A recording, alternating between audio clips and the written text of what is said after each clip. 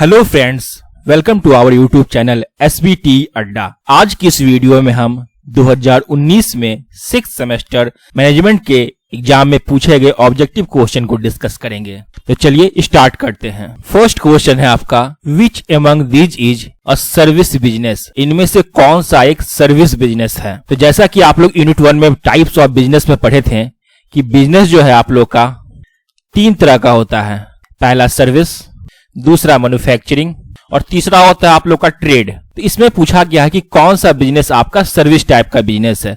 Service type के business में हम लोग कुछ अमाउंट पे करते हैं किसी सर्विस के बदले में। कहने का मतलब यह है कि सामने वाला आपको कुछ सर्विस प्रोवाइड करेगा, उसके बदले आपसे कुछ पैसा लेगा, कुछ अमाउंट आपको उनको पे करना पड़ेगा। This type of business offers professional skills, advice, expertise etcetera. Example के लिए जैसे कि telecommunication service, banking, health care, news media, ये सभी सर्विस सेक्टर के सर्विस बिजनेस के एग्जाम्पल हैं। तो यहाँ ऑप्शन देखिए, फर्स्ट ऑप्शन दिया गया है आप लोग का टेक्सटाइल बिजनेस। टेक्सटाइल बिजनेस आप लोग का सर्विस बिजनेस का एग्जाम्पल नहीं है। दूसरा है आप लोग का काउंसलिंग बिजनेस। काउंसलिंग बिजनेस में क्या है, सामने वाला हमको काउंसलिंग करता है, एडवाइस देता है, एक्सपर्टीज प्रोवाइड करता है, उसके बदले हम उसको पैसा पे करते हैं। तो यह आपका एक सर्विस बिजनेस का एग्जाम्पल है। इसका आंसर हो जाएगा ऑप्शन बी। थर्ड है आप लोग का लेदर बिजनेस। ये भी आप लोग का सर्विस बिजनेस का एग्जाम्पल नहीं है। फोर्थ है आप लोग का वुड बिजनेस। ये भी आप लोग का सर्विस बिजनेस का एग्जाम्पल नहीं है। इसका सही आंसर हो जाएगा बी, काउंसलिंग बिजनेस, क्योंकि यह सर्विस बिजनेस का एक एग्जाम्पल है। नेक्स्ट क्वेश्चन है आप लोग का,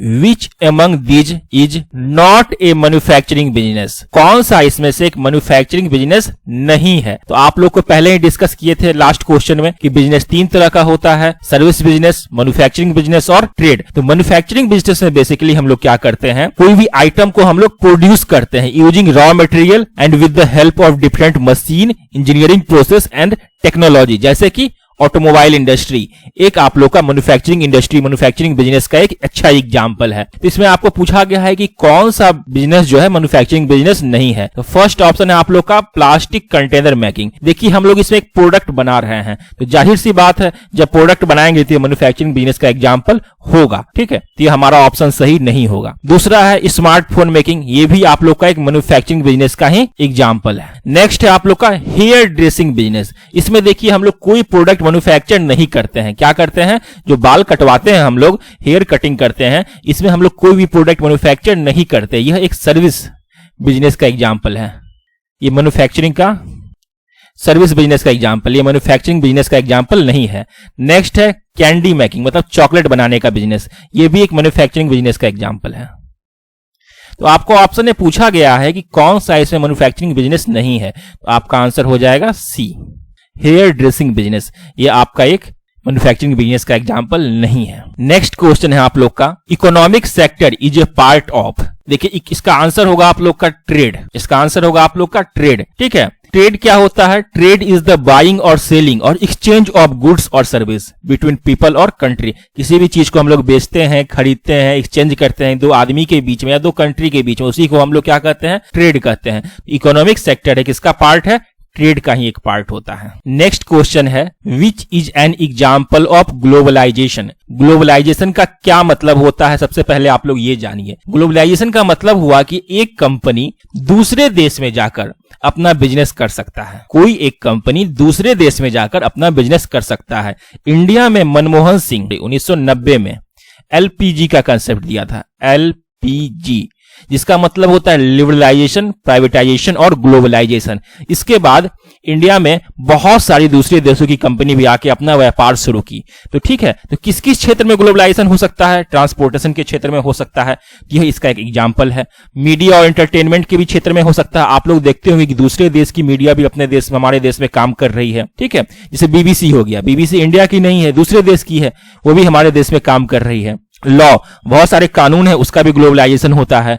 और डी है आप लोग का ऑल ऑफ द एबव। इसका सही आंसर हो जाएगा D, all of the above. Next question है आप लोग का, process industry has primary production process as. सबसे पहले आप लोग ये जानिए कि प्रोसेस इंडस्ट्री होता क्या है। तो प्रोसेस इंडस्ट्री में हम लोग मेनली रॉ मटेरियल, ठीक है, रॉ मटेरियल लेते हैं, इस पर डिफरेंट ऑपरेशन करते हैं, डिफरेंट प्रोसेस करते हैं और इसको हम लोग फिनिश प्रोडक्ट में कन्वर्ट कर देते हैं। यही हम लोग प्रोसेस इंडस्ट्री में करते हैं। एग्जाम्पल के लिए जैसे आपका समझिए टेक्सटाइल इंडस्ट्री। टेक्सटाइल इंडस्ट्री क्या हुआ?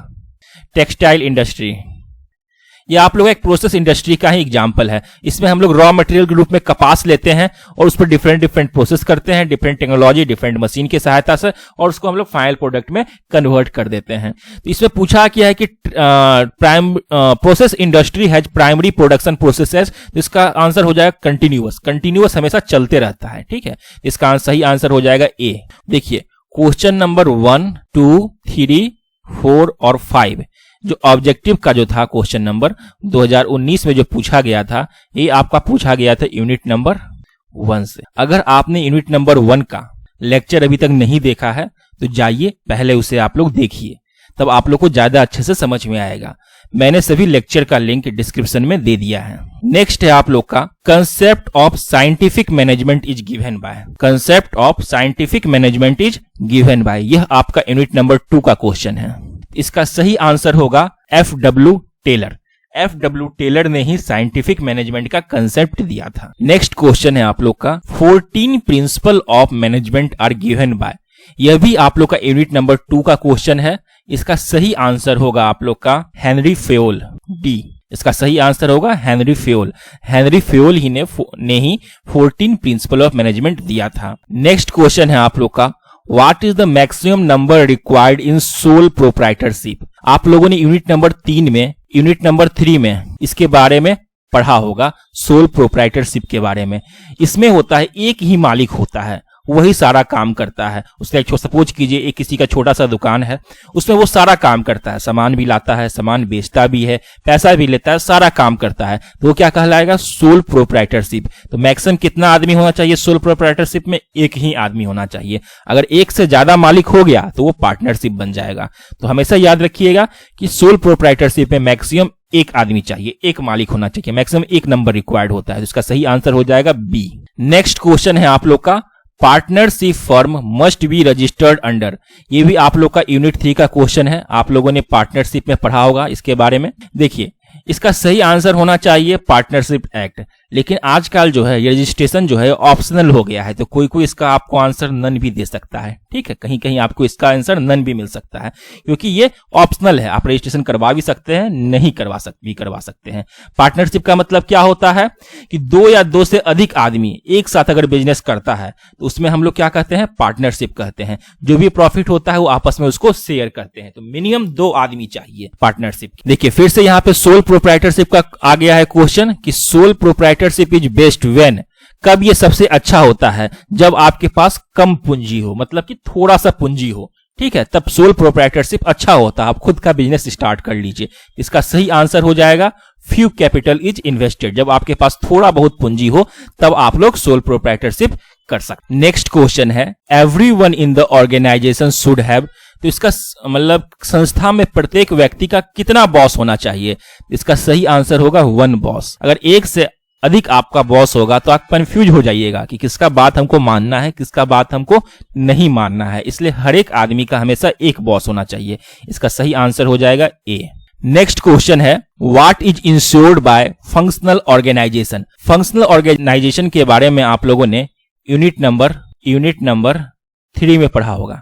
इसको हम लोग स्टाफ ऑर्गेनाइजेशन भी कहते हैं, स्टाफ ऑर्गेनाइजेशन भी कहते हैं, ठीक है। इसका कंसेप्ट F.W. टेलर के द्वारा दिया गया था। इसमें हम लोग क्या करते हैं, हमारे पास जो वर्कर होते हैं उसके पहले स्किल को आइडेंटिफाई करते हैं, देखते हैं कि वो किस चीज में स्पेशलाइजेशन है उसको, और उसी के अकॉर्डिंग उससे हम लोग काम करवाते हैं। तो जाहिर सी बात है कि इसमें इफिशियंसी क्या होगा? ज्यादा होगा। साथ ही साथ आप लोग का स्टैंडर्डाइजेशन ऑफ ऑपरेशन भी होगा, सही तरीके से आपका काम हो पाएगा। डिवीजन ऑफ लेबर भी आप लोग का सही तरीके से होगा। और इसका सही आंसर हो जाएगा D, all of the above. What is ensured by the functional organization, तो इसका सही आंसर हो जाएगा D, all of the above. तो आपका जो क्वेश्चन नंबर था 8, 9, 10, 11 और 12, ये आपका क्वेश्चन यूनिट नंबर 3 से था, ठीक है, क्लियर है। नेक्स्ट आपका क्वेश्चन है which technique of project management is developed in Japan. तो इसका सही आंसर होगा आप लोगों का काइजेन। काइजेन जो है आपका एक जापानीज वर्ड है जो कि 2 वर्ड के मिलने से बना है, काई प्लस जेन, जिसका मतलब होता है कंटिन्यूअस इंप्रूवमेंट,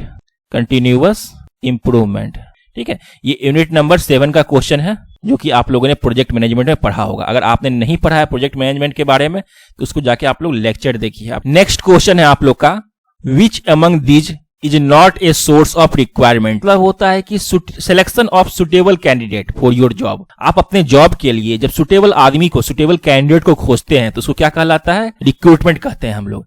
इसका क्या क्या जरिया हो सकता है सही आदमी को खोजने का? एडवर्टीजमेंट, आप लोग देखते होंगे हमेशा जॉब के लिए वैकेंसी आता है, एडवर्टीजमेंट आता है, तो ये एक सोर्स है। लेकिन आपको क्वेश्चन में पूछा गया है कि नॉट ए सोर्स, ठीक है। एम्प्लॉयमेंट एक्सचेंज, ये भी एक रिक्रूटमेंट का जरिया है, रिक्रूटमेंट का सोर्स है। कंसल्टेंसी और सोशल मीडिया, सोशल मीडिया कभी भी रिक्रूटमेंट का सोर्स नहीं रहा है। आप लोग देखते होंगे कि सोशल मीडिया पे बहुत ही फेक न्यूज चलता है, बहुत से लोगों से पैसा ठगी कर लिया जाता है, इसलिए सोशल मीडिया कभी भी रिक्रूटमेंट का एक सोर्स नहीं रहा है। नेक्स्ट क्वेश्चन है, हाई मोरल लीड्स टू, मतलब कि उच्च मनोबल के प्रभाव इनमें से कहां दिखाई पड़ता है? अगर आपका मनोबल उच्च रहेगा तो आप अपने जॉब से क्या रहिएगा? सेटिस्फाई रहिएगा। जॉब के बाद भी आपको सेटिस्फैक्शन मिलेगा, साथ ही साथ अपने पर्सनल लाइफ में भी आप सेटिस्फाई रहिएगा। इसका सही आंसर हो जाएगा D, all of the above. Next question है आप लोग का, who gave the motivation theory of hygiene. इसका सही आंसर हो जाएगा हर्जबर्ग। इन्होंने मोटिवेशन थ्योरी ऑफ हाइजीन दिया था, जिसे हम लोग टू फैक्टर थ्योरी भी कहते हैं। इसी को हम लोग टू फैक्टर थ्योरी भी कहते हैं। यहां जो आपका क्वेश्चन नंबर 14, 15 और 16, ये 3 क्वेश्चन लगातार जो है आप लोग का यूनिट नंबर 4 से पूछा गया था। अगर आपने ये लेक्चर नहीं देखा है यूनिट नंबर 4 का, तो आप लोग उसे देख लीजिए। नेक्स्ट क्वेश्चन है आप लोग का, which among these is a financial statement. इनमें से कौन सा एक फाइनेंशियल स्टेटमेंट है? तो इसका सही आंसर हो जाएगा बैलेंस शीट, ठीक है। ये यूनिट नंबर 5 का क्वेश्चन है, जिसमें आप लोगों ने बैलेंस शीट के बारे में पढ़ा होगा। क्या होता है balance sheet? Balance sheet shows the financial status of any company in terms of asset and liabilities at any given time, ठीक है। किसी भी कंपनी का फाइनेंशियल स्टेटस दिखाता है उसका बैलेंस शीट। इसका सही आंसर हो जाएगा बी। नेक्स्ट क्वेश्चन है आप लोग का, which author develop theory X and Y of motivation. किसने इसमें theory X and Y of motivation दिया? इसका सही आंसर हो जाएगा मैकग्रीगर, ठीक है। मैकग्रीगर ने X Y theory of motivation दिया था। ये आप लोग का यूनिट नंबर 4 का क्वेश्चन है, यूनिट नंबर 4 का क्वेश्चन है। देखिए नेक्स्ट क्वेश्चन है आप लोग का, अप्रेंटिसशिप क्या है? Of job training, on job training, both और नन। सबसे पहले आप लोग ये समझिए कि ऑन जॉब ट्रेनिंग और ऑफ जॉब ट्रेनिंग होता क्या है। अगर मान के चलिए आप लोग ट्रेनिंग कर रहे हैं, मतलब कि मशीन पर काम कर रहे हैं, वर्क प्लेस पे काम कर रहे हैं, साथ ही साथ आप लोग सीख भी रहे हैं, तो उसको हम लोग कहेंगे ऑन जॉब ट्रेनिंग, मतलब काम करते हुए आपको सिखाया जा रहा है, ये कहलाएगा आपका ऑन जॉब ट्रेनिंग। दूसरा होता है कि आप लोग को पहले सिखाया जाता है सिमुलेटर के माध्यम से, वीडियो के माध्यम से, इमेज के माध्यम से, ऑडियो के माध्यम से, आप लोग को पहले क्या सिखाया जाता है, उसके बाद आप मशीन पे काम करने जाते हैं, तो इसको हम लोग क्या कहते हैं? Of job training. तो जो आपका अप्रेंटिसशिप है ये क्या है? एक ऑन जॉब ट्रेनिंग है, मतलब कि आप वर्क प्लेस पे काम कीजिए, साथ ही साथ आप सीखते भी जाइए, इसको हम लोग कहते हैं ऑन जॉब ट्रेनिंग। आपका आंसर हो जाएगा इसका बी। नेक्स्ट क्वेश्चन है आप लोग का, workman compensation act was ejected in. कब दिया गया था वर्कमैन कंपनसेशन एक्ट? तो इसका सही आंसर होगा 1923, ठीक है, 1923 में दिया गया था। क्यों दिया गया था? अगर कोई मान के चलिए वर्कर कहीं इंडस्ट्री में या किसी कंपनी में काम कर रहा है और उसका एक्सीडेंट हो जाता है, उसकी मृत्यु हो जाती है, उसका हाथ पैर कट जाता है, तो उसके बदले उसको कंपनसेशन दिया जाता है कंपनी के द्वारा, ठीक है। जैसे कुछ रूल्स एंड रेगुलेशन होते हैं बहुत सारे, जो कि मैंने ऑलरेडी डिस्कस कर चुका हूं लेक्चर के दौरान। उसी के लिए हम लोग को वर्कमैन कंपनसेशन एक्ट 1923 में इंट्रोड्यूस किया गया। ये सभी 2019 में पूछे गए ऑब्जेक्टिव क्वेश्चन थे। होप सो आपको समझ में आया होगा।